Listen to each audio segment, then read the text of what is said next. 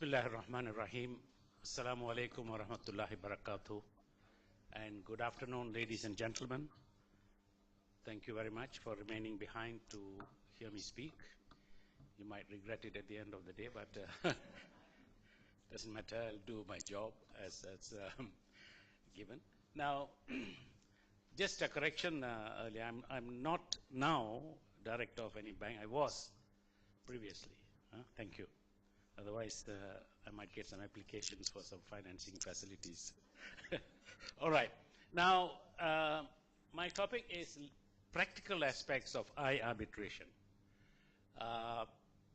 The borderline between practical and the theory is quite thin. Therefore, I might encroach into your territory, Faris. Pardon me if I do that. But in order to develop my argument, I've got to refer to some of the provisions. And is somebody controlling the... Oh, it's here. Oh, sorry. We're not technically efficient.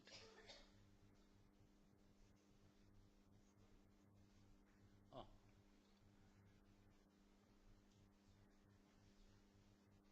All right. Yeah. But I can't... Okay, okay. All right. First, arbitration of disputes under Sharia compliant contracts. This is governed by the I-Arbitration rules, as you already would know, which is revised in 2013. The rules comprise three parts. Part one is the KLRCA I-Arbitration rules. Part two is the ancestral arbitration rules. And part three, the schedules. So I'm not going to deal with part 2 and 3. I'll just deal with the part 1. The ancestral rules, of course, form part of the KLRCA I-Arbitration rules, and a major part of I-Arbitration is governed by the ancestral rules. Thus, an I-Arbitration is in most respects the same as any other arbitration, except that where Sharia issues arise in the arbitration, there are special provisions in the rules to determine the Sharia issues. That's the sole function, in my view, of the I-Arbitration rules. Where you have any Sharia issue arising in an arbitration which has got a Sharia provision, then that issue is not decided by the arbitrator. Rather, it is referred to a third party for a ruling on that issue.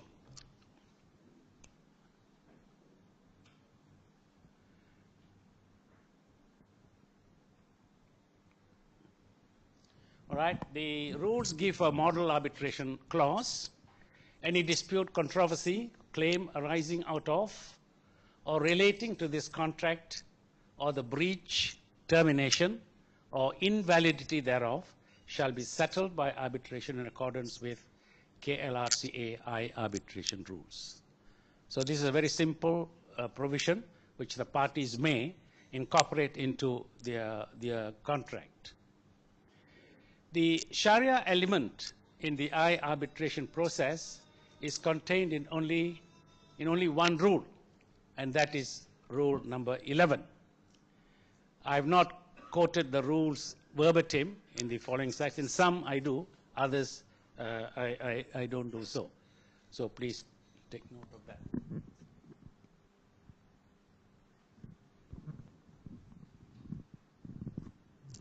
All right.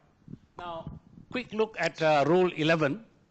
It says, whenever the arbitral tribunal has to form an opinion on a point related to Sharia principles and decide on a dispute arising from the Sharia aspect of the contract, the arbitral tribunal may refer the matter to the relevant counsel or Sharia expert for its ruling. The rules say may refer. Now, but if we look at the law in Malaysia, it says something else, which we will see later.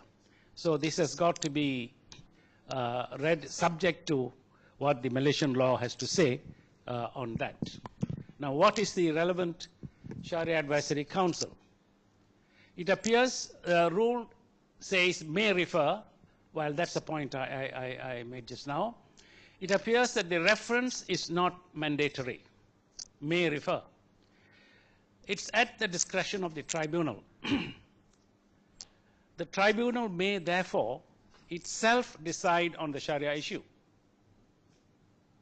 Presumably, the tribunal, in order to do that, would exercise this power by applying an existing ruling, if there is one, on the issue concerned. Because in respect of some Sharia issues, there may be an existing ruling, and the tribunal has just to look at that ruling and apply that ruling. Otherwise, if there is no existing ruling, it is to be expected that a reference would be made to the SAC or a Sharia expert. In such instances, counsel should ask the tribunal to refer the issue for a ruling and not leave the matter to the decision of the tribunal. Because if someone is sitting in a tribunal, or even the case of some judges, they assume they know everything. So there is no necessity to refer the matter to Sharia Advisory Council. So that's why a little advice there. Anybody appearing as counsel should, if a Sharia issue arise, should make a request to the arbitrator to refer the matter for a ruling and not leave it to the arbitrator to decide the issue himself or herself. Now, the relevant counsel, according to the rules, is the Sharia counsel under whose purview the Sharia aspect to be decided falls, where there is one, or if not, a Sharia counsel or expert to be agreed between the parties. Where the parties fail to agree to a Sharia counsel or expert, the provisions relating to experts appointed by arbitral tribunal under Article 29 under the UNCITRAL rules will apply.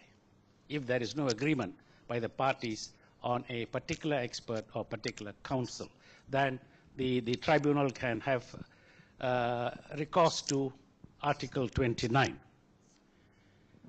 Now, then let us look at the Malaysian substance, a Malaysian law. This is in the Arbitration Act 2005.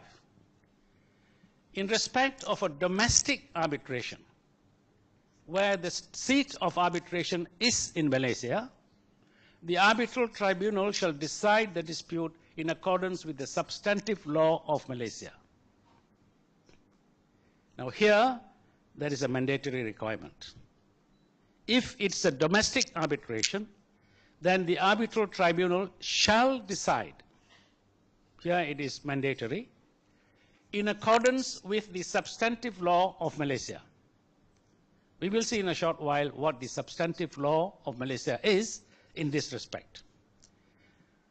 Subsection 2, in respect of an international arbitration, the arbitral tribunal shall decide the dispute in accordance with the law as agreed upon by the parties as applicable to the substance of the dispute. So in an international arbitration, the parties are given the freedom or liberty to choose the law that they would want to apply to the dispute. Now, then first of all, let us look at the Malaysian context. Section 11, where the arbitration involves Islamic financial business, the Central Bank of Malaysia will be Central Bank of Malaysia Act 2009 will be applicable. Because in a domestic arbitration, it says it shall apply the Malaysian law.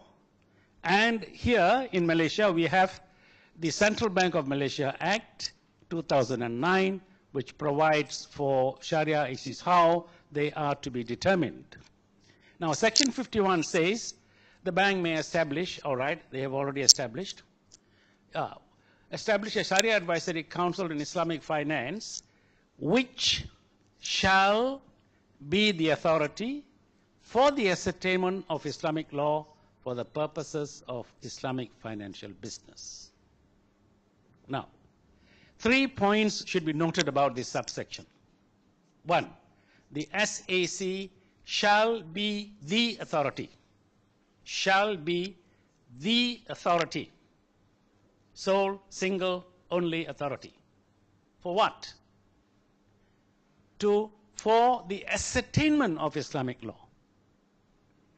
To tell the court or the arbitrator what the law is for the ascertainment of Islamic law. For what purpose?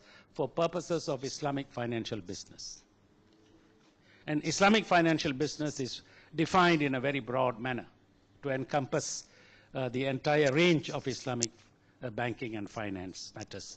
So there it is, section 51, which says that the Sharia Advisory Council shall be the sole authority to determine Islamic law. Then section 56 is an important provision, and subsection 1 states as follows: where in any proceedings relating to Islamic financial business before any court or arbitrator, any question arises concerning a Sharia matter, the court or the arbitrator, as the case may be, shall take into account, shall take into consideration any published rulings of the Sharia Advisory Council or refer such dispute, such question to the Sharia Advisory Council for its ruling. So we see the difference here. The wording seems to suggest that the arbitrator shall refer to the SAC, the Sharia issue, which is mandatory. So it appears that a Sharia expert cannot be appointed in a domestic arbitration, because it's quite clear, in my view, that it says it shall take into account any published rulings. See, the Sharia Advisory Council rulings are published by both Bank Negara as well as the Securities Commission, and it has gone into the second edition now.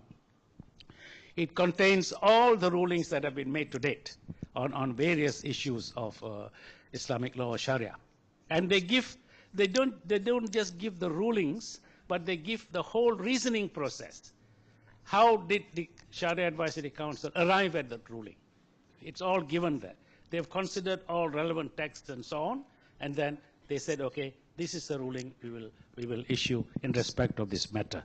So it's all published there, and if there is a published ruling, that has got to be taken into account. If not, the arbitrator shall refer the question to the Sharia Advisory Council for its ruling. So when there is a mandatory requirement to refer to SAC, it will follow that you cannot refer it to an expert. Of course, there is another reason why, if it is a domestic matter, you cannot have an expert, because under Malaysian law, Islamic law or Sharia is part of Malaysian law. It's part of Malaysian law. It's not foreign law in the sense of some other country. And if it is a matter is local law, Malaysian law, you cannot call an expert to give evidence on what is local law. That's a common law principle, all right? But here, the statutory provision rules that out by saying that the arbitrator shall refer the matter to the Sharia Advisory Council. Now,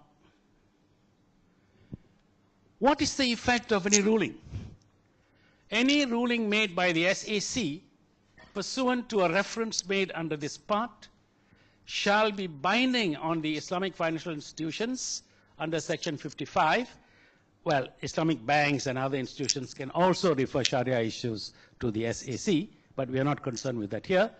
Under section, and the court or arbitrator making a reference under section 56. So it doesn't only make it mandatory to refer the issue to the SAC, it goes further to say it shall be binding on the arbitrator or the court who has referred the issue to the SAC. So an arbitrator who has made a reference to the SAC is bound to accept and apply the ruling in making his award. Now I've raised a query. What happens if he says, who is this Sharia Advisory Council? I'm not going to follow their ruling. I'm going to apply my thing there. So if he says, no, I'm not going to follow this ruling, I make my own decision based on what I know of the Sharia, and he gives an award, can the award be set aside? Interesting question. We keep the courts busy. I mean, all right. We will leave that for another day. All right. Now, Rule 11.4 says, if a reference to the council has been made, the arbitrator shall then adjourn the arbitration proceedings until the ruling has been given by the relevant council or Sharia expert, as the case may be. And if there are any other areas of dispute which are independent of the said ruling, shall proceed to deliberate on such areas which are independent of the said ruling. So that it doesn't hold up the proceedings, arbitration proceedings. While you're waiting for the Sharia ruling from the SAC, you can continue with the arbitration procedure in respect of other issues that may arise. Then 11.5 and 6, relevant counsel or expert, as a Sharia expert as the case may be, shall then deliberate and make its ruling on the issue or question so submitted. Okay, that's fine. All right, you are telling them what they should do. All right, not sit on it. 6 says, the relevant counsel or Sharia expert shall deliver its ruling within the period of 60 days from the date the reference is made. Now, how good is this? Is it within the power or the power of the arbitrator to say to the SAC, I'm referring this issue, you must give me a ruling within 60 days. All right? If you have to cancel your holidays, you have to. But the rules are worded in mandatory terms. They shall deliver it in 60 days. Well, they may be appropriate when expert is appointed. Because you're paying the expert, you can tell him, we want the ruling within 60 days. But where SAC is concerned, can you dictate to them? In Malaysia, the SAC is a statutorily appointed body. And it is thought that time limits, as in this rule, cannot be imposed on them. That's my view. You cannot say, look here, chaps, you have got to give me the ruling within 60 days. Otherwise, I'm going to do my own thing. But actually, SACs are very quick in their decisions. Sometimes I have had personal experience where they deliver rulings within 4 weeks, even in complicated matters. So whilst it may not be a major point, but from a strictly legal point of view, I'm just questioning whether this sort of requirement that they should issue it within 60 days will be, what happens if they don't? All right? So we will leave it to some clever lawyer to find the answer. All right. Now, this is an interesting provision. Must compliment KLRCA for this ruling. Now, what does it say? Where the relevant counsel or Sharia expert fails to deliver its ruling within 60 days, the arbitral tribunal may proceed to determine the dispute. My goodness. And give its award based on the submissions it has before it.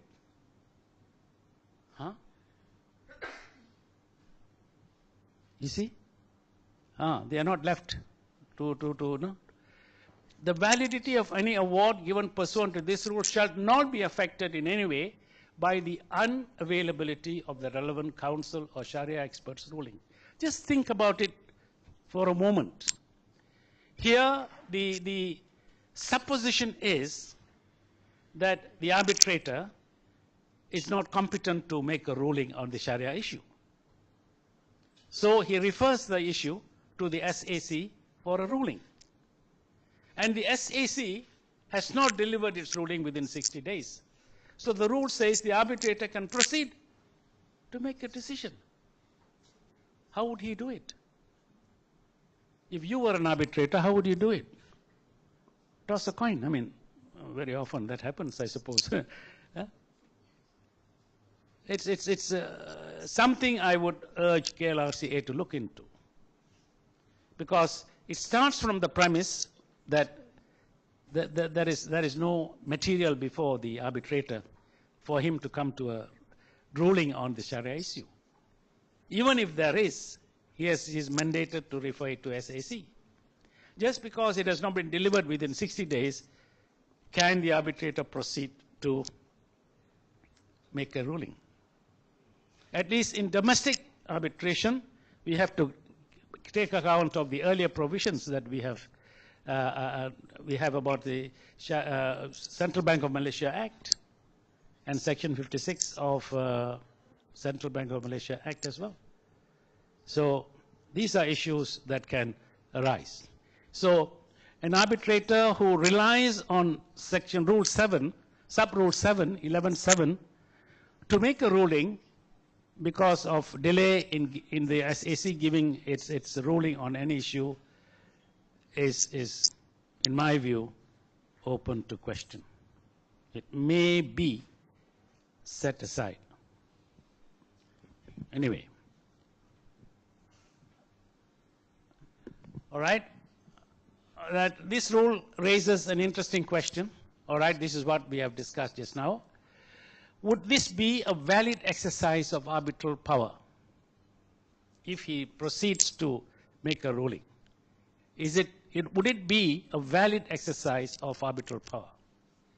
Now, the tribunal requires a ruling on a Sharia issue on the premise that it is not competent to decide the issue.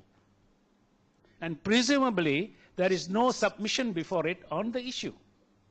Hence, how then could it come to a decision without the ruling? If the tribunal does so decide, would there be a denial of natural justice, which could result in the award being set aside under Section 37 of the Arbitration Act? What does Section 37 say? An award may be set aside by the High Court only if the award is in conflict with the public policy of Malaysia. This is domestic arbitration, huh? Public policy of Malaysia. Without limiting the generality of subparagraph 1B2, an award is in conflict with the public policy of Malaysia where the making of the award was induced or affected by fraud or corruption, a breach of the rules of natural justice occurred during the arbitral proceedings or in connection with the making of the award. Of course, A would not apply. I mean, making of award induced and so on, fraud or corruption. But would it be a denial of natural justice to either party for an arbitrator to make a ruling on a Sharia issue without waiting for the ruling of the SAC under this Section 37? Well, I've raised the question. I don't have the answer. It has to be tested in court. All right. This issue is unlikely to arise in international arbitrations because of Section 30, subsection 2, which reads as follows. In respect of an international arbitration, the arbitral tribunal shall decide the dispute in accordance with the law as agreed upon by the parties as applicable to the substance of the dispute. So there it is the freedom to contract to the parties and decide on the law that should apply. The parties therefore should at the time of entering into the contract decide on the law applicable to the contract and the manner in which Sharia issues arising in the arbitration are to be decided, i.e. by referring them to a named Sharia advisory council or a Sharia expert of their choice.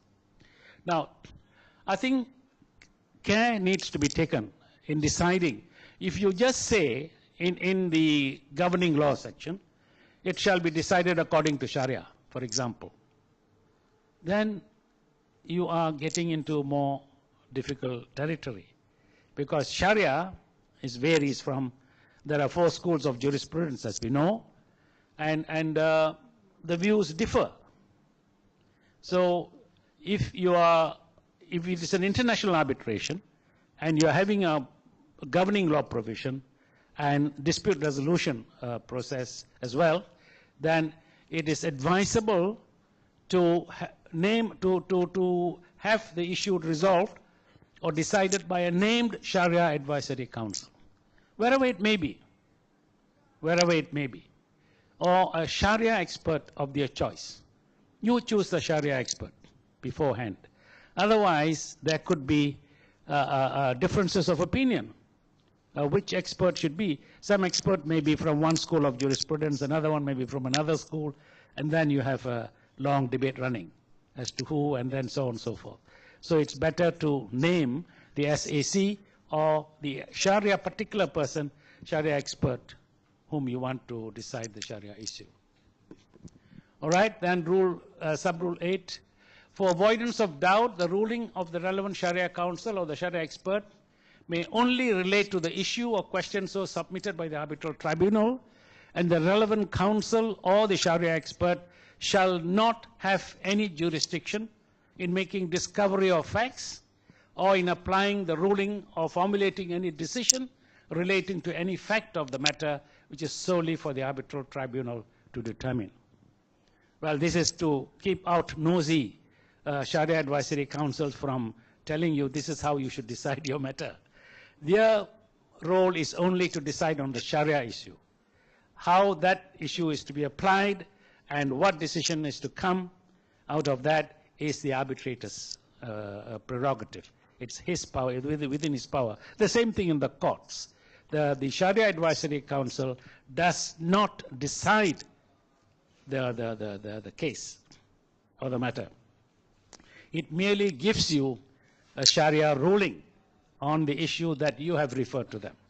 And then you, as the arbitrator, apply that ruling to come to your decision. So there is no crossing of territory here. There is no usurpation of power of the courts or the arbitrator by the Sharia Advisory Council by means of this provision. At least that is my view. You may differ, of course. Thank you.